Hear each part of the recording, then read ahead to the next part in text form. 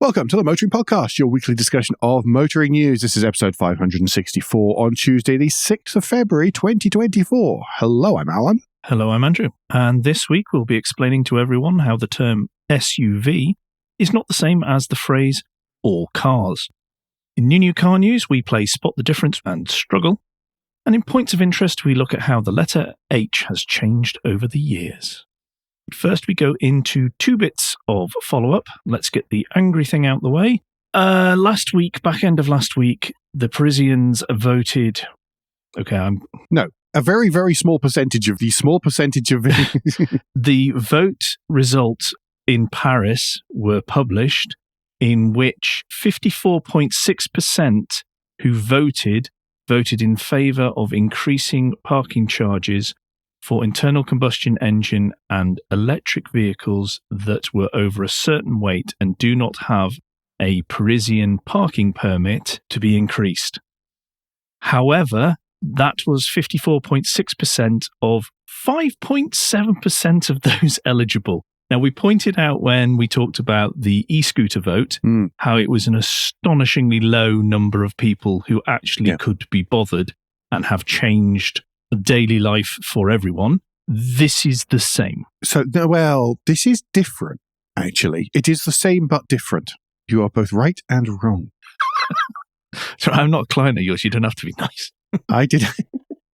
For the fun of it, I did a Myers-Briggs personality thingy test, which are whatever they are. Or you're a tree or something. Massive bucket of salt. Yes, I'm a green triangle moderator. Inside joke. It is the same, but it is different as well. The reason is that the e-scooter vote actually could have had an impact on actual Parisians every day. Mm-hmm. The big difference here is that this has no impact on actual Parisians. Just to be completely clear, this is street parking charges for vehicles, as you say, don't have residence parking and not owned by people in Paris. It's only street parking charges. It's for vehicles registered from outside of Paris, so it's visitors to the city. Mm-hmm. And it doesn't apply to off-street parking. It doesn't apply to multi-story car parks, underground car parks, anywhere else. It's only if you're going to park on the street at a meter that this is applicable. Again, the more you talk through it, the fewer and fewer people are actually affected. Who voted? Yes, who voted.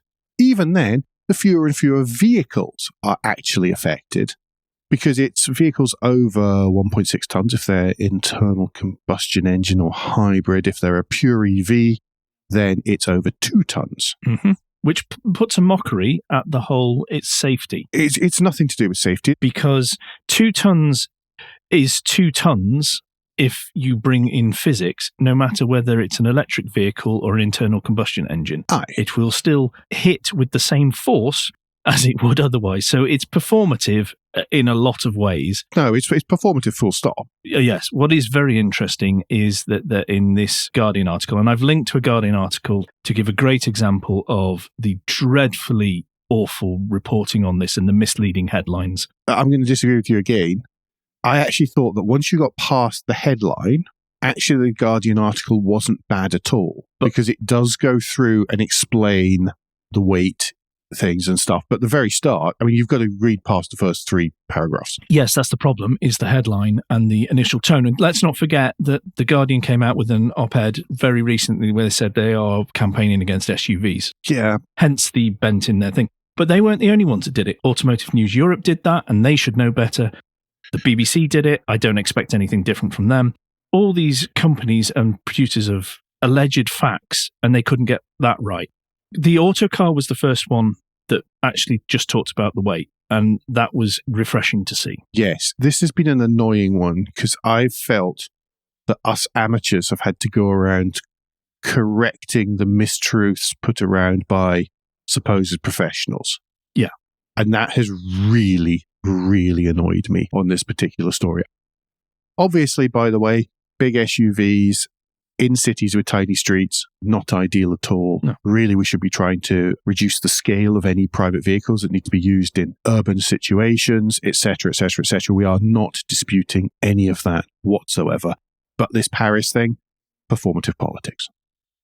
Right, do you want to take us back to Britain and to Pendragon? Yes. Something a bit more boring and less stressing on the blood pressure. American dealer group LITHIA completed its takeover of Pendragon and all its dealerships. Finally, exactly, at the end of January. This has been going on for quite some time. This adds 137 UK dealerships, plus almost a dozen car supermarkets to the just over 50 Jardine Motors franchises that they already hold/held. That makes them second biggest motor retailer in the UK behind Sytner, but ahead of Arnold Clark. Yep. One thing of note in here, by the way, is that the board, there was that bidding war that we talked about before, which ended up with counteroffers from Hedon and Penske, meant ultimately LITHIA had to pay 42% more for Pendragon. That's another £117 million than their initial offer was. Yeah, well done to the board of directors, people doing the negotiating in that on behalf, I guess, of the shareholders. It's good that they didn't sort of roll over and just get engulfed. Yeah, it's a great effort. But I hope that all works out very, very well. Okay, it's the beginning of the month. It is. SMMT new car registration numbers. Good news, everyone. Britain has registered its millionth EV. Yay! During January. Overall new car market up 8.2% against the equivalent month last year. January, of course, being a very quiet month, doesn't take a huge number more of registrations to show an increase. Private retail demand well down, to me, is the headline. It is down 15.8% on last year, meaning that private registrations, he says, not using the S word, private registrations are only worth 35.2% of the market compared to 45% last year. Fleet, of course, there's a rise. It has to go somewhere. Fleet up 29.9%, now worth 63.2% of the market. And business again, down as well. Kind of curious about this. I wonder if this is more people moving to leasing rather than buying outright, hence the fleet numbers being up. I have no numbers to back that up, by the way. Yeah, there's no stats, but anecdotally, there is a huge push in adverts in the UK to get the business in kind.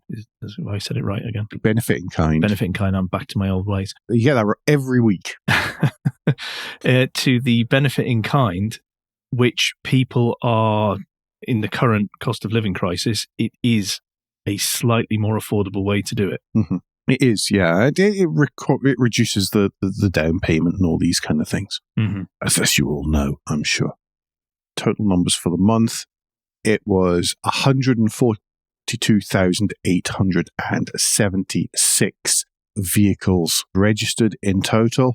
Looking over at broker news, moving away from the SMMT zone article, moving over to broker news for the fuels you put in your car stats. Thank you, Tristan. Thank you. Yes, 100,649 of those were petrol. Just under 21,000 were battery electric vehicles. That's coming at 14.65% of the market share. Diesel just under 10,000 and plug-in hybrids just around the 12,000 mark. They increased. Yes, by quite a lot, to be honest.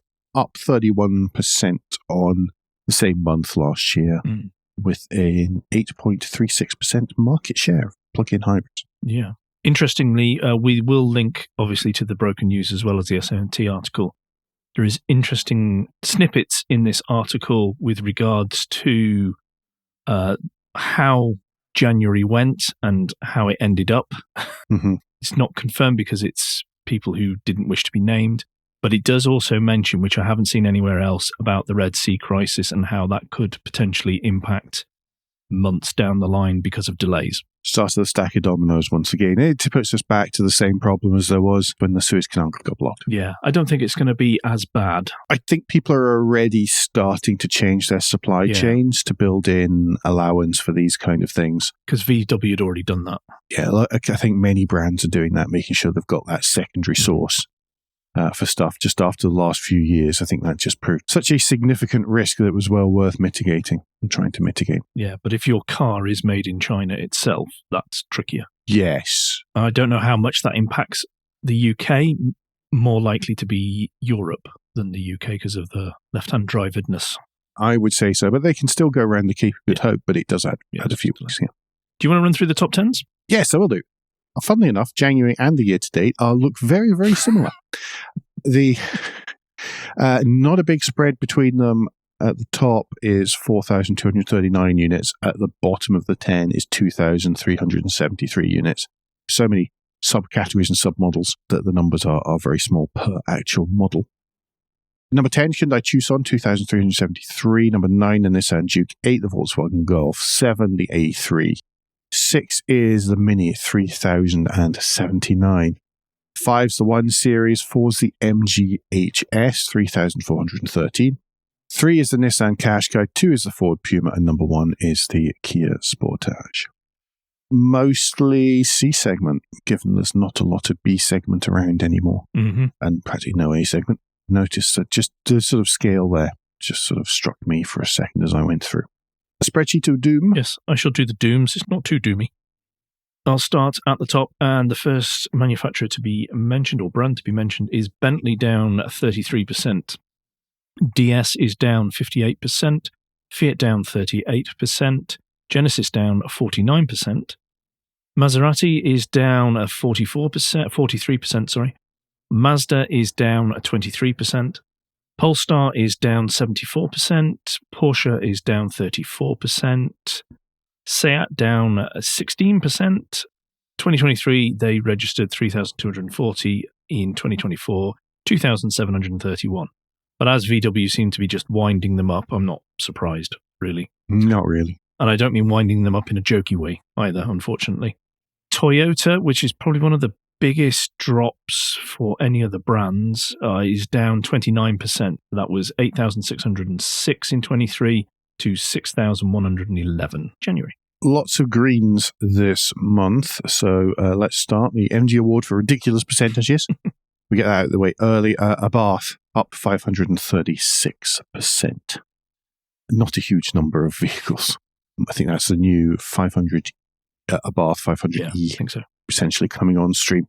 Alpine up 58, BMW up 38, Cooper up 21, GWM Aura up 330%. That's normally a good score on the old MG-ometer. Jaguar up 29. Gosh. Jeep up 53, Land Rover up 46, Mini up 37, Nissan 52, Peugeot 63, Renault 26, Smart 332.35, Subaru up 95%. Woo! Is that new boss month? Both them and Smart, you mean? Yeah, it's new, but well, this will be registering Crosstreks. Yes, of course. Tesla, sorry, I interrupted. I'm sure it's an increase in sales as well, but Tesla up 173% because it was they really, really hammered it for the end of the quarter last year. Vauxhall up 59%. Jump up. Other British, yeah. It's so unusual reading some of these brands going up, by the way, instead of down. Yes. Like Jaguar and Vauxhall, and it kind of throws you a little bit whenever you see who it is. Other British up 12.17, and other imports up 73% to 167 vehicles. Yep. But that's about it, really, I think. Apart from SMMT calling for government to help energize the private EV market, they talk about it has been talked about when they've posted the information of possibly subsidies or incentives for private buyers. Other people have talked about helping out with home charging costs, and others have talked about also doing something to help lower income people get access to cars. And others have finally talked about helping second-hand cars being made more affordable. So there's many suggestions, none of which are going anywhere right at the minute. Anyway, speaking of not going anywhere right at the minute, yes, Renault's IPO. Renault were planning to put Ampere, their electric vehicle division, on the stock market, and now they have decided to shelve that due to the fact, this is what they're saying, that the markets are a bit flat at the minute. You know, we won't probably get the greatest money because no one's getting the greatest money that they should, because the markets are a bit flat. But they're also generating more cash than they were expecting. So it's okay, really. They didn't need the IPO. They can do this self-funding. It's not a problem. After all, the strategic plan Renaulution is self-funded. And of course, people will be able to see the results very soon. Yes, and how much of the self-funding was the plan to IPO one of the things, and that therefore generated money? I think that was aside from it, in all fairness. We are sticking tongues firmly in cheeks at some of the language here because it is very corporate, as you would imagine, anything to do with the stock market. For something so silly, people treat it so seriously. But this does have implications, though. And the questions were raised, does that mean that Nissan and Mitsubishi are not happy to invest in Ampere because they were supposed to? And Renault has said no, they're fine with that. Their investment was not based on a stock market listing, but then it got turned onto one of the other partners that was supposed to be involved, which is Qualcomm. And Renault have confirmed, well, no, their involvement really was dependent, but we're still open to them working with us in some way. I think this links into other stories we've got here, though, Alan. Well, it does a bit. The one other thing they did was they absolutely refuted that there was going to be any tie-up with Stellantis and Peugeot and Citroën. Oh, so we look forward to talking about that in follow-up next week, how they've merged. So, yes, next week's merger announcement, that would just cause... No, I just don't see that happening, to be perfectly honest. I can't either. Despite the fact that, obviously, all the vehicles are starting to look very much the same. Moving on to the next story, which might sound almost similar, which is that Volkswagen's battery unit, called PowerCo, said that its IPO is going to stall because of a cooling EV market. It's also starting, it being Volkswagen, has also started to face doubts that it can make its own batteries at scale.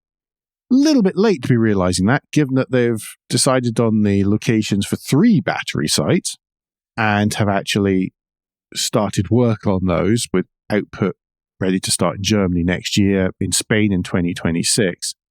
The 3rd site in Canada has already been started, and the location of the 4th is still up in the air and looks like it's going to continue to be up in the air for a little while to come.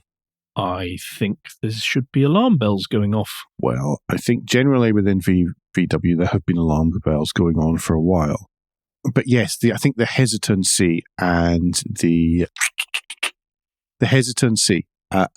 lack of decisive decision making should be quite worrying. I mean, there haven't really been any changes at the top of PowerCo for a little bit. It's not like Cariad, where whoever's in charge of the software division is rotating on a 3 or 4 monthly basis, it feels like. They're a sacrificial lamb, aren't they? You are, basically, yes. I think this talks of a louder problem for both VW, but also I think if you just take VW Group, it's a microcosm of the whole industry, particularly if you look at that previous article we were discussing, and then the next one we're going to discuss after this. With this apparent cooling of the EV market, which is happening apparently in Europe, we can see it in the UK. The US is apparently doing the same, although I'm not quite so sure, because if you look at figures, it doesn't really look like that. But it really just means Tesla. Yeah. And then you have large companies making statements like Hertz, where we're selling all our Teslas and we won't get any new ones. Yesterday announced that they won't be buying new Polestars for quite a while now. They're putting a pause on that, but they're not selling the ones they've got. There's obviously issues that people are finding out for some reason, on top of all the nonsense that gets put in the press of how anti-EVs. Yeah, I don't think that's the case. I think the challenge is that lots of people, the only people who are able to supply EVs for quite a long time there was, I thought we weren't going to talk about them this week, was Tesla. And then, of course, Tesla keeps changing the prices. So the residuals have all sorts of challenges. I mean, you saw those big announcement, the SAP. Oh, but if you listen to some, that's fine. That's absolutely perfectly fine. By those people ignoring the reality of someone has to pay that difference somewhere. If you're managing fleets of vehicles, you want stability. You don't care about farting indicators. You care about the stability of the prices, and because that's what you've agreed, you need to know what it's worth at the end of 3 or 4 years when you come to sell that vehicle. And when you're not getting that, then that's a problem. I think that there are things that have happened over the past couple of years which have had a big impact on the used prices of Teslas, which people are then saying, well, they're all EVs, aren't they? And that is a knock-on effect. Add to that the amount of disinformation between people warbling on about batteries needing to be changed after 4 years and having a complete lack of, if that was true, a complete lack of understanding that actually those batteries still have quite a lot of intrinsic value in them and all that kind of thing, aside from the headline figures. And I think that those are a number of challenges from both within and from outside the industry, which are hitting bean counters and their spreadsheets, who are they going, no, we don't need to do this yet. Let's wait. And I think that in turn is again causing a problem. Yeah. As much from perception as anything else. I completely understand why Hertz is getting rid of its Teslas. Doesn't know what they're going to be worth, doesn't know how much it's going to pay for them, when one breaks, how long is it going to take for it to get repaired, all these kinds of things. These are issues. Well, yeah, the servicing costs are higher than they were anticipating as well. Yeah, absolutely. And these hit the big fleets and then they filter down from there. And I'm not actually trying to diss Tesla, believe it or not. It's just that they're the one that this is. No, I think you can to a certain degree because of what their beloved leader has done, has exposed them and exposed the EV market. Part of it was just there's so much hype around their share price. Oh, yeah, it's ridiculous. And then now that's dropping. This has a knock-on effect on the other companies who are trying to do it properly and do it right and needs to do it to meet the various regulations coming through. And how do they do it? I actually really feel for them. This is my point here, is there is an immovable object, which is the legislated dates for when new internal combustion engine vehicles can no longer be sold. That's hitting Europe, it's hitting the UK, that's going to hit the US. Mm-hmm. The car companies have to transfer to an electric vehicle or zero-emission vehicle future. They need the cash to do that. Now, we can argue the toss that they should have seen this coming because this was talked about in the 2000s. Oh, yeah. Which, yes, that's true, but let's talk about the reality now. And the reality now is they are not selling at the volumes they want to. Partly that's their fault for how they've priced them. Partly that is because of the nature that so many have come to this late. Mm-hmm. So therefore they are having to pay a higher price for stuff that goes in these cars. And plus they are trying to complicate things by add so many extra things into a car, not realizing they need to first of all get the EV-ness sorted, then worry about the flashing stalks and doors that flap and all that nonsense that others have done. And part of the challenge right now is that everyone's trying to build these battery factories all around the world. There are only a limited number of companies that can build the kit to go into the battery factories, and stuff can't be magicked out of thin air. They need the right materials. They need the time it takes to build stuff, ship it, install it. Obviously, if there's lots of demand, they can put their prices up. Because they need to, because they're under demand. And then that has a knock-on effect to the manufacturers, and that has a knock-on effect to those of us who buy the cars. And it's because everybody's left it to essentially in infrastructure terms, the last minute. Yeah. Everybody's running around going, and the costs are spiraling. And then there's this other thing from left field, which is the cost of living crisis, which is hitting the globe. Some places harder than others. Hello, Britain. Aren't we lucky? Which bonus. No, I think there's more. I think it is more than that. The idiocy of the previous Prime Minister wiping off 35 billion from our economy. But the problem is that people are not putting their hands in their pockets because they're going, do I want a roof over my head? Do I want the weekly food shop? Or should I get a shiny new thing on my drive? Well, we can maybe hang on another year, 6 months, 18 months, 2 years. Yeah, and have electricity in the meantime. Yeah, right? So these are the choices that are being made, but people aren't discussing that, and they need to be upfront and honest about it. I thought 2024 would be tough, and it started out really tough, I think. I really hope I'm wrong, and I hope things go upwards. I hope that there is the cash to come in, the companies are making good strides, that people are buying these cars, but I'm really worried that there won't be. So it is feeling a little bit like Groundhog Year again. Yeah. Right, super quick. Volvo to stop funding Polestar. I think that we've talked our way through this story and the whys and the wherefores to a certain extent. Yeah, Volvo and Geely had a joint venture where they were basically founded Polestar in 2017. Volvo owns 48 Volvo Cars, that is, sorry, to be very exact.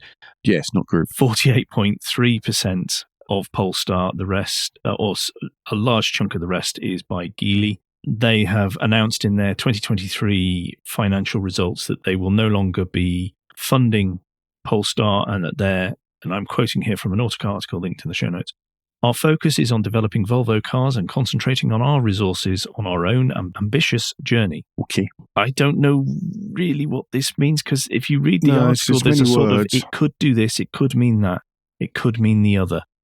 But Polestar are talking about cutting 450 jobs, which is about 15% of their workforce. They're trying to get to a cash flow break-even point by 2025. I don't understand what most of that means. I think a lot of this is really financial playing. It's like spreadsheets takeovers. I think a lot of this is spreadsheet related, and will have very little, because they're built in the same. The vehicles are currently built in the same lines in the same factories. Well, they also say they're going to work together on R&D, on commercial side of things, and manufacturing. I don't understand what difference it's going to make to the product. No, unless there was a row in the Volvo overall spreadsheet that said, "Give Polestar X millions per year," and they've just decided to stop that one because they need the cash themselves. It may be. It was interesting, by the way. I was at the Northeast International Motor Show, which was a room in the exhibition centre in Providence in Rhode Island on Sunday. And the local Volvo dealer of Volvo North America was one of the few stands there. But I noticed that they had a couple of hybrids, but they didn't have any of the interesting electric stuff. Oh, right. On show there. It was just, here's an XC90, here's an S80. It was a little bit like that. It was quite weird. Should we move away from doom and gloom of the car industry and do something? Please. Congratulate someone on a new appointment. I want some good news. Yes, please. Bloody hell, I'm bored of being motoring doom podcast. Jason Albert is the new head of Smart UK. He's the new chief executive officer, reporting up to Smart European chief Dirk Edelman. He's been at Mercedes-Benz since 1995. He was previously in charge of the head of product and planning at Mercedes-Benz UK. He's taken over now that we've got the new Mercedes-Benz Geely joint company, and it's about to launch the Smart H3 after the H1. H3 being an electric coupe SUV, which is meant to compete with the Volkswagen ID.5 and be priced from about £33,000. Albert takes the reins, by the way, from a chap called David Brown. I really, really want him to go to Aston Martin. I'm sorry. It's just for completeness. Just for full circle. Yeah. Well, to be fair to David Brown, he brought Smart back into the UK, didn't he? He led that. It was brought back from basically a sort of twitching corpse at one point, where all you had was an electric or two, which is not in itself a bad vehicle. No. But when that's all you've got on offer for a year and a bit, it's certainly so much you can do. Yep. Awesome. Good luck to Mr. Albert. Yes. Right. I'm going to take us into Europe and some surprise news, actually. The European Commission has launched some surprise checks on tyre manufacturers across several countries of Europe in connection with investigating the potential for market collusion to do with price fixing and potentially cartel activity. And I don't know if I can use potentially or alleged any more than I have done already, but that is what we are being very heavy about. It's worth mentioning such investigations neither imply guilt nor prejudge the ultimate outcome of the investigation, says the AM Online article, and we are saying the same. Yes. They have gone to visit offices of Nokian Tyres. Do we get Nokian in this country? I don't think so. You do, yes, you do. You do. Pirelli, Continental and Michelin. Mm-hmm. Link in the show notes if you wish to learn more. Limited number of manufacturers, large market. Something that people need to buy. Yeah. You'll be saying insurance next. Yes. Yeah. Anyway, that brings us to Guilt Minute, the quick break in the show where we ask for a tad of financial support to keep the lights on, the hosting running. If you feel that the Motoring Podcast is worth a small consideration every month, then you become a patron. Different levels of patron include different levels of commitment from us to you, including being able to watch the show recorded live. We also have a small range of merchandise in our spring store, from stickers to mugs and t-shirts. If you don't have any spare cash, and we do completely understand, then you can help us by following for free from a podcast player to receive every show as they're released, or by liking and rating the show, whichever way your podcast supplier lets you. You can also subscribe on YouTube is another big one. We need to hit that 500 subscribers, everyone. That's all I'm asking. That's all I'm saying. He never mentioned the bell. He just talked about subscribing. I didn't. Well, yes. I mean, you can always hit the bell, and then you'll get the latest version of the audio version of the Motoring Podcast. As soon, well, not quite as soon as it's released, but pretty dashed soon afterwards. Yeah, it's pretty quick, actually. Once YouTube has done its processing. Yeah. Obviously, if you've done all that, and some of you do, so thank you very much, then the last thing you can do is to recommend us to your friends or colleagues. Thank you, everybody that does. Don't forget to like and subscribe. Okay, new car news before we get any cheesier. That is the trouble with anything to do with YouTube. There's just so many things that you can say. Ford Mustang. Ford Mustang is about to become the cheapest V8 on sale in the UK. It's not a big field it's entering there, is it? High bar. Yeah, 7th generation of a Mustang will hit the UK with a meaner look and offered only with V8 power. Because frankly, if you're the kind of person who's going to buy a Mustang in the UK, you're not going to go out and buy it with the 2.3 litre EcoBoost.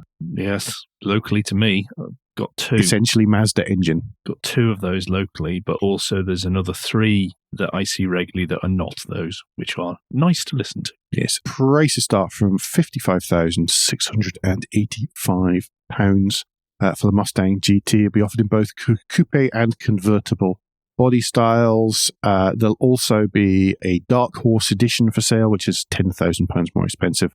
It's intended mainly for track use or leaving cars and coffee events. No, remember everybody, don't be an idiot. Yes, don't be that guy. Mark 7 is essentially a very heavy facelift of the Mark 6.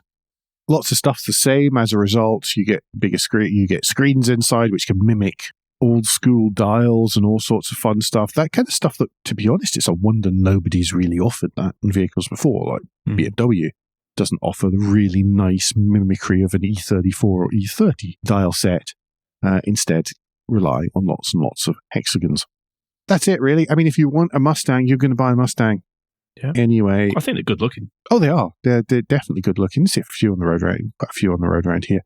They are cheaper here, even after, well, before any dealer add-ons, even after stuff. It is, but it's only £6,000 or £7,000 cheaper. It's not the wild numbers that people were throwing around to begin with because of delivery fees and. The headline figure does not include delivery, registration, tax. There's a Y in all the day other tax. stuff. There's a Y in the day tax. The super special coating that they want to put on it for you. All that sort of stuff, some of which is obligatory, isn't included in that. So the difference in price isn't quite as high as people are saying initially, but there is still accounted for by having to ship it across an ocean and pay import duty on it. Yeah, and a higher rate of VAT is included in the stuff in the. At 20% is included as opposed to 6.25% sales tax here, which is added on afterwards. The difference in price is actually not that big. Yep. Sorry, that's another one. I'll get off my high horse now. Okay, I'm going to bring us back to Europe and I'll talk about the BMW 4 Series is getting a refresh, a midlife refresh. It's going to get new tech and everything gets the CSL's rear lights, apparently. Have you heard anyone sound less enthralled by a facelifted car than you've just heard Andrew be just there? I don't know. Last week was pretty high up there.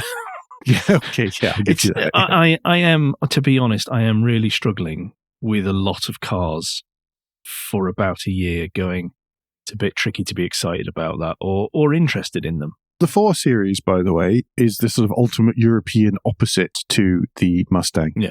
It is a very nice car. You remember we did a special edition on that a couple of years ago now, just not long after the original version came out.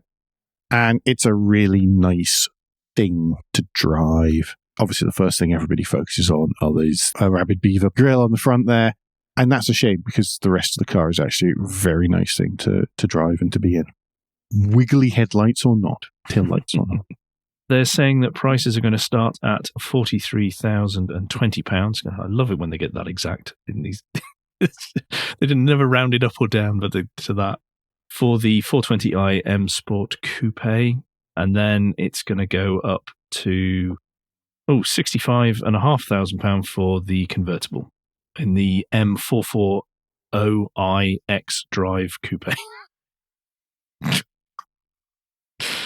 We better not test that because I think you'll actually throw the title of the special edition at me if I try to write that out. Well, I would pronounce it as a 440, so I would shorten it by the way I'd say it. But yeah, it's yes. That's one of those times when I would be editing the notes just before, so you don't get a chance to see. They're also doing the M4 as well. Yes, if you like the snarly thing. They all have snarly front. But if that's too practical for you, Alan, perhaps you want something different. The Z4 has also been given changes so tiny you would have real trouble spotting them if you parked the facelift beside the non-facelift. The biggest change is the availability of a Handschalter pack, which is literally, according to car, means hand switch spec. And that means that you get a manual gearbox. It does not mean a return to the 1980s. And cranky windows, keep fit windows, and everything else like that. All it means is that you get a manual gearbox. Not a huge surprise that that's possible, given it's already available in the Supra. Package also includes new light alloy wheels, 19-inch at the front, 20-inch at the back, blah, blah, blah. Otherwise looks the same. Given some tiny redesigns, you'll be able to get an S-Drive 2.0i, which is a 200 brake horsepower 2-litre. That'll do you 6.6 to 62. And the M40i comes with a 335 horsepower straight 6, meaning 0 to 62 of 4.5 seconds. 8-speed auto as standard. Yeah, rear-wheel drive, blah, blah, blah, blah, blah, blah, blah. There's a very confusing line in here. It says, to complete the car's sporty flavour, a new frozen deep green metallic paint job, which is really nice, has been thrown in that's exclusive to this model in the Z4 family and evokes pure British racing heritage. On a BMW? Pure British racing. Oh, nicely caught. Yes. Yes, I've got because I bought a manual, I can have green paint. For starters, that's ridiculous. And secondly, to evoke pure British racing heritage. For a long time, by the way, the nice metallic green. I mean, I know that the one of my dad's E38, I think I've got the right one, 7 Series. The last good-looking 7 Series. It was Oxford green. Was the name of the metallic. So I don't know if it's vaguely related to that. Anyway, next up in spot the difference. Cars get very tiny revisions. The Audi Q7, Andrew. The Audi Q7 has been allegedly, according to press releases from Audi, updated. There is now what is being described as customizable face. Unfortunately, you can't customize it pretty. No. We have a go at BMW for their really ugly grills, but I think there's a competition amongst the German manufacturers to who can make the ugliest. Yes. We should be the most aggressive looking. Yeah, there's even a... And then we accuse Volkswagen of being bland. Sorry. Yes. You understand. There are, as it says in this car article, 4 near imperceptibly different customizable signatures for the front and rear daytime running lights. And that's about it, apart from the infotainment can now install third-party apps. It is literally the DRLs. If you look at the top of the headlights, they're the only things that change. Yeah, so it is a DRL. So it's LED headlamps. There's loads of little bits, and you can decide which bits you want turned on and turned off in sort of 4 different combinations of who cares, really. Yeah. Wow. No. Let's move on. I can't be bothered telling people what the prices are on that. No. Check the link in the show notes. Yeah. Link to the car article, which will tell you all of these things in a significantly more enthusiastic fashion. But with dollops of sarcasm as well, which I do applaud. Yeah, well, I guess I do appreciate that. Last one here, Automotive News Europe. Volvo EX30 deliveries are being slowed by a software issue. It's their second launch on the trot, which has had this after the EX90 had similar. A limited number of customers, according to Volvo, have had to wait a few extra days for their cars to be delivered whilst we address some minor details. With these now solved, we look forward to rapidly scaling up EX30 deliveries. It's the old one, folks. Software is hard and it can't all be delivered over the air. Nor should it. Nor should it, exactly. Right. Points of interest. Yay! Lots of interesting stuff this week. I will start with the lunchtime read. Now, this is an apology from ourselves because we did say we would put an article about the UK Hot Wheels 2023 Legends Tour winner, the MG East, and we didn't. So apologies for that. I'm a bit late to the follow-up here. However, this article is a cracker, and you should see the photographs and the details that have happened, that have taken place on this build. It is, the more you look, the more stunning it is. Even if it's not your thing, what was achieved, I think, is absolutely superb. Yes, the rear lights. Oh, very special. Particularly, it just of these pictures are really stand out to me as being wow. Yep. Just attention to detail and general nuttiness and execution.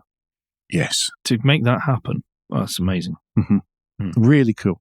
Really cool. To have a look. It's not a very long lunchtime read. You might even, but so read a bit and then spend the rest of the time gawping at the pictures, I think. Yes. Really cool. I really like that. It's just different and original. And for me, I mean, I used to have this real problem with MGBs that they were sort of, I think we've discussed this years ago, but beardy old men cars in the garage and flat cap and whatever else. And then I drove one and I kind of got it. Specifically, I drove the GT, the black GT. Yeah. And then I was like, oh, okay, I see where this has come from. And so since then, I've had a sort of new respect for them. Absolutely. That was an eye-opener. List of the week then.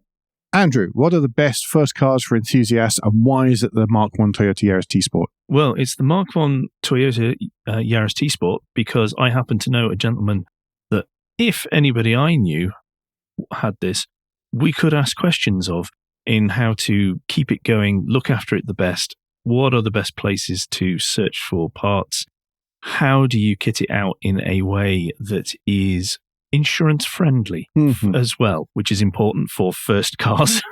Yeah, I don't know anything about that. Yes, this week's list is from Autocar, and it is what are the best first cars for enthusiasts. It's a good little list. I mean, you can't. The only one I would. Okay, we can't. There's not enough for us to mention these, but there is one in here.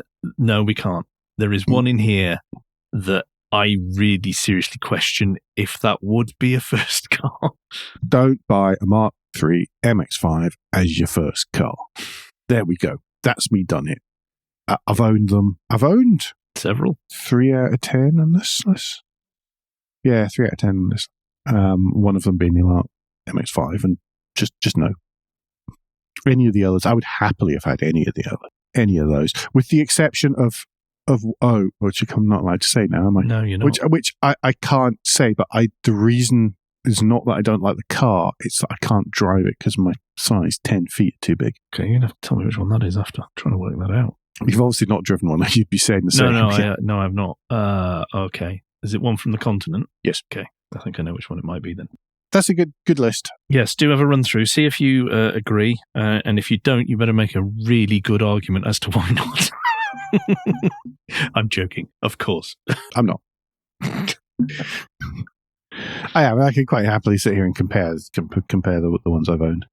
And as I say, Mark III MX-5 is a good car, just not a first car. Mm-hmm.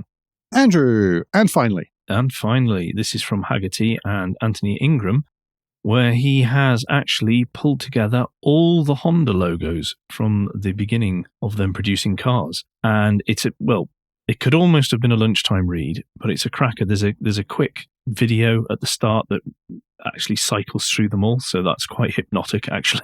Mm-hmm. But he goes on to discuss each of them and their iterations and what years they were used for and all the rest of it. We could actually, because you weren't allowed to mention, Alan, I think we can use this as a second list of the week. Out of all those, is there one of these that evokes more Honda-ness for you as far as you're concerned than any of the others? Evokes more Honda-ness.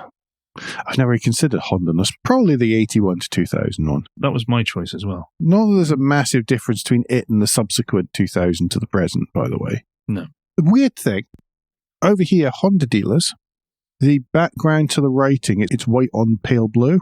It's not red. No idea why, but the Honda branding, when you see it, in actual fact, you can see it in that Civic CRX advert that's just above the 2000 to present logo. You'll see that the word Honda is on a blue background. Over here, Honda dealerships, the branding is pale blue. Whereas, I don't know about the rest of you, but I always consider Honda as white on red. Is it because Acura is red? No, I couldn't even tell you what color it is. I think it's more silvery grey color. I think it's because Toyota's red. Oh, okay. That was the only conclusion I could come to, was to differentiate between Honda and Toyota more easily in the early days of Japanese cars hitting the US shores. But no, the Honda dealership that way is blue, and then the Toyota dealership right beside it is white on red. Oh, okay. Interesting. So I know all of the other pictures here are all, it's just the black outline. But yeah, that was my observation to go along with this story. But good stuff. Really interesting, actually, because even though it's quite a simple logo, the sort of evolution, the story behind it is really good. So thanks to Anne Ingram for that one. Yep. Anything else? Parish notes, even. Next week, we're going to be a day early. Yes. I have been given day release, so I am leaving the house. I know this is a very rare event. You've all been warned. Do be careful. Stay off the roads. Anyone south of Manchester, watch out. It's going to be out Tuesday. We're recording Monday. So what are you doing next Tuesday then? Are you allowed to tell us? Maybe going to test drive the finalists for the UK Car of the Year award. There we go. I can't tell you which cars are there. I am under embargo. Dum, along with everyone else, it seems, for everything else. I miss going to car shows. So that's pretty much us for us this week. Fingers crossed for some brighter, happier news next week, because goodness me, that first half was a bit of a dredge. I'm really sorry, everyone, but we can't help what's in the news. Yeah, don't report badly. Don't put rubbish headlines, and find some good news. That's our instructions to the motoring world motoring this press week. This year. You hear us, Autocar, all the rest of you. Anyway, between now and next week, you can give us any feedback, share your thoughts for the show at Motoring Podcast on Twitter and Instagram, on Facebook, and on the contact page of motoringpodcast.com, the hub of all our activities. Remember, you can support us financially via Patreon, and please leave a review and rating on Apple Podcasts, a like, a comment, and a subscription on YouTube, or however your podcast app lets you do such a thing. Andrew, what's the best way to get in touch with you? The best way to get in touch with me is via Twitter or Mastodon. If you search for Crack Windscreen, you should find me there. And Alan, if people would like to know more about owning a Yaris, what's the best way for them to discuss that with you personally? Boy, I could be very boring on this subject. Many generations. It's best to use Twitter or Blue Sky, where I'm at AJP Bradley. That's Bradley. As we said, we'll be back even sooner than normal. But until then, I've been Alan Bradley. I've been Andrew Clues. And safe motoring.